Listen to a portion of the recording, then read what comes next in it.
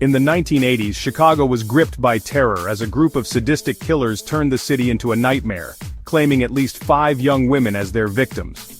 The city, known for its vibrant culture and bustling streets, suddenly found itself under a dark cloud of fear and uncertainty. The killers, who would later be known as the Chicago Rippers, operated with a level of cruelty and precision that left both the public and law enforcement in a state of shock.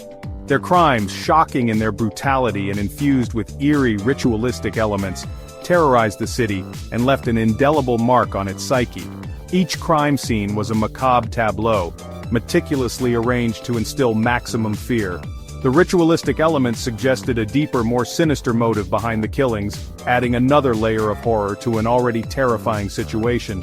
This was the reign of the Chicago Rippers, a name whispered in hushed tones, a chilling reminder of the darkness that can lurk beneath the surface of any city. The Rippers' name became synonymous with fear, a ghostly presence that haunted the streets of Chicago. People spoke of them in whispers, afraid that even mentioning their name might summon their wrath. The Rippers' spree began in the summer of 1981. It was a time when the city should have been enjoying the warmth and vibrancy of summer, but instead, a chilling fear settled over the neighborhoods. The first victim was discovered in a quiet alley, her body bearing the gruesome trademarks of the Rippers' handiwork.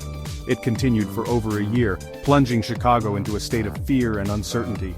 The Rippers struck with alarming regularity, each attack more brutal than the last. The city's once bustling streets became eerily quiet as people stayed indoors, too afraid to venture out after dark. The victims, mostly young women on the fringes of society, were snatched from the streets, their lives brutally extinguished in a whirlwind of violence. These women, often overlooked by society, became the tragic focus of the Rippers' rage. Their stories, once untold, became a grim testament to the horrors that had befallen the city. The city held its breath, wondering who would be next. Each day brought new rumors and fears, as the Rippers seemed to strike without warning or pattern. The sense of dread was palpable, a heavy weight that hung over the city. The police were under immense pressure to catch the perpetrators. The public demanded answers, and the media coverage only intensified the scrutiny on law enforcement. Detectives worked around the clock, piecing together clues and following leads, but the Rippers always seemed to be one step ahead. They launched a massive investigation, but the Rippers, cunning and elusive, seemed to vanish into thin air after each horrific act. The killers' ability to evade capture only added to their terrifying mystique. It was as if they were ghosts, slipping through the fingers of the law with an almost supernatural ease. The lack of answers only fueled the public's fear, turning the once vibrant city into a breeding ground for suspicion and paranoia. Neighbors began to eye each other with distrust, and the sense of community that once defined Chicago started to erode. The Rippers had not only taken lives but had also stolen the city's sense of safety and unity. At the heart of this macabre tale was Robin Gecht, the mastermind behind the Chicago Rippers. Gecht, a seemingly ordinary man leading a seemingly ordinary life, harbored a dark secret, a thirst for power and control fueled by a dangerous cocktail of twisted desires and delusions.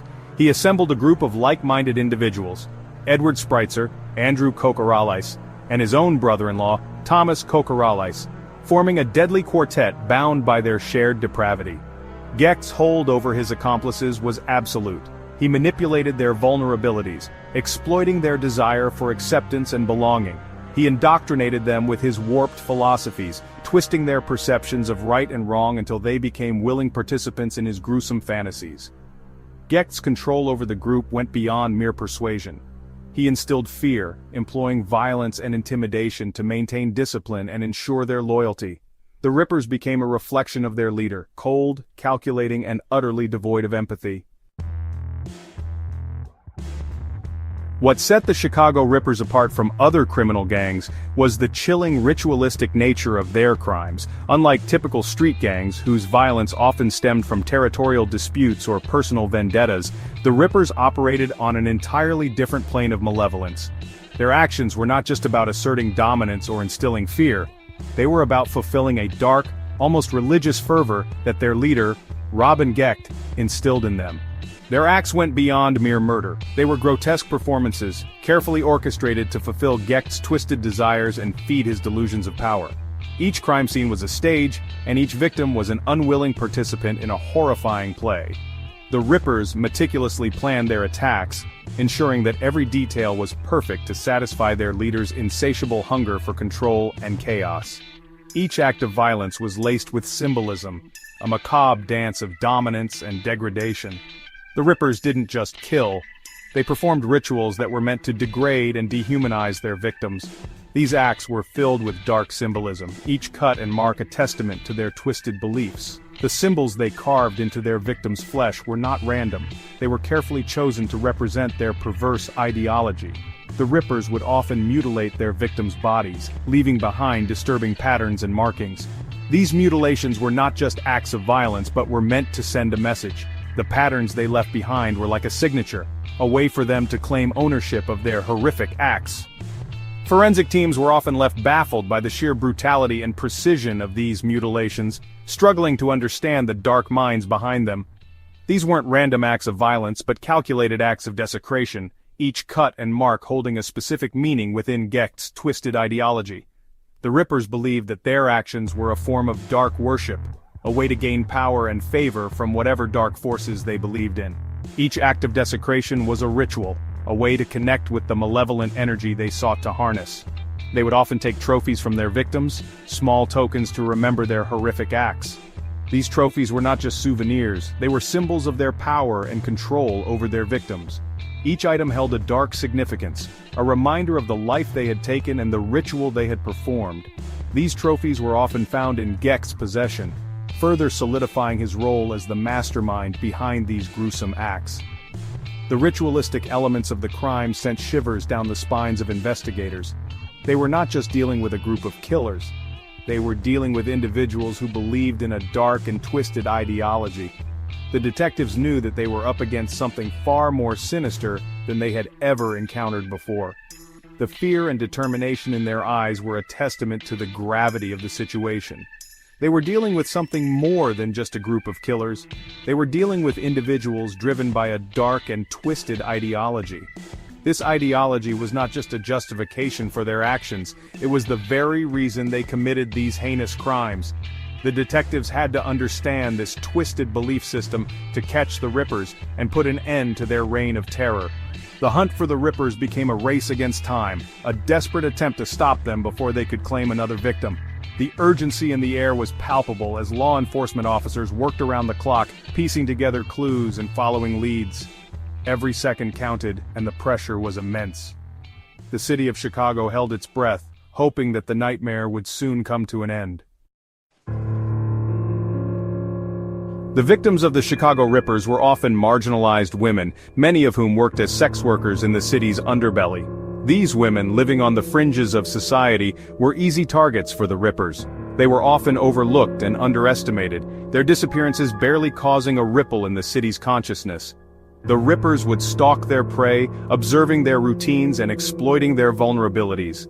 They would use deception and manipulation to lure them into vans, promising them drugs or money, only to drive them to secluded locations where their nightmares would begin. The women were subjected to unimaginable horrors, their final moments filled with terror and pain. Their deaths were not swift or merciful but drawn out and agonizing, a testament to the Rippers' sadistic nature. Their bodies were often dumped in alleys or abandoned buildings, left to be found like discarded objects. Driving the Chicago Rippers' brutality was a twisted belief system rooted in a perverse desire for power and immortality. This wasn't just a gang of criminals. It was a cult-like group driven by dark, almost incomprehensible motivations. Their actions were not random acts of violence but calculated ritualistic killings designed to serve a higher, albeit malevolent, purpose. Gecht, the group's ringleader, was obsessed with the occult and fascinated by the idea of gaining supernatural abilities through ritualistic killings. He spent countless hours poring over ancient texts and grimoires, searching for the secrets that would unlock unimaginable power. His obsession was not just a personal fixation but a driving force that shaped the group's actions and beliefs. He believed that by consuming body parts and performing specific rituals, he could tap into a dark power that would make him invincible. This belief was not just a fleeting thought but a deeply ingrained conviction that guided his every move. The rituals were elaborate and gruesome, involving specific chants, symbols, and the consumption of human flesh, all aimed at invoking dark forces. Gecht's beliefs, although delusional, held a powerful sway over his accomplices. They were drawn to his charisma and the promise of power that he dangled before them. His ability to manipulate and control them was a testament to his persuasive skills and the allure of the dark promises he made. He preyed on their vulnerabilities, promising them a taste of power and a sense of belonging.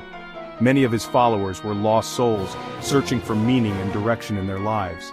Gecht provided them with a twisted sense of purpose, convincing them that they were part of something greater than themselves. He convinced them that they were not merely committing heinous acts, but participating in something far greater, something that transcended the boundaries of morality and mortality. This belief system gave them a sense of justification for their actions, no matter how horrific. They saw themselves as warriors in a cosmic battle, fighting for a cause that was beyond the comprehension of ordinary people. The Rippers' belief system, although based on delusion, provided a chilling context for their crimes. It was a framework that allowed them to rationalize their actions and see themselves as more than just murderers. They were disciples of a dark faith, bound together by their shared beliefs and the rituals they performed. It transformed them from mere killers into something far more sinister, disciples of a dark and twisted ideology, willing to commit unspeakable acts in the name of their warped beliefs. This transformation was not just in their actions but in their very identities. They became embodiments of the darkness they worshipped, losing their humanity in the process and becoming instruments of terror and death.